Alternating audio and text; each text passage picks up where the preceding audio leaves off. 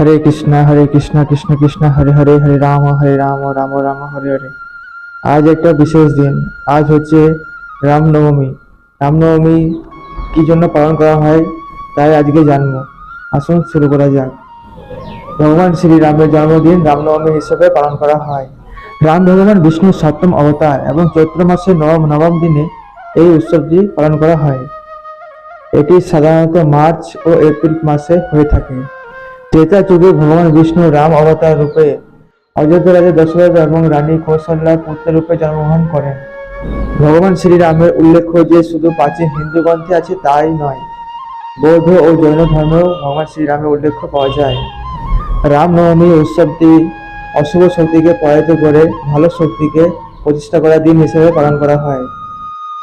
অধর্মকে ফেলে দিয়ে ধর্মকে প্রতিষ্ঠা করার দিন হিসেবে পালন করা হয় এটি।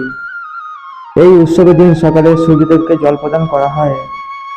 সর্বোচ্চ ক্ষমতার অধিকারী সূর্যদেবের আশীর্বাদ গ্রহণ করা হয়। রামনবমী উপলক্ষে সমগ্র দিন ধরে বৈদিক মন্ত্র উচ্চারণ করা হয়। বিভিন্ন যুগে তিনি নানা অবতার রূপে আমাদের মাতৃভূমিতে জন্মগ্রহণ করেন। ভগবান শ্রী রাম হলেন পুরুষোত্তম ভগবান।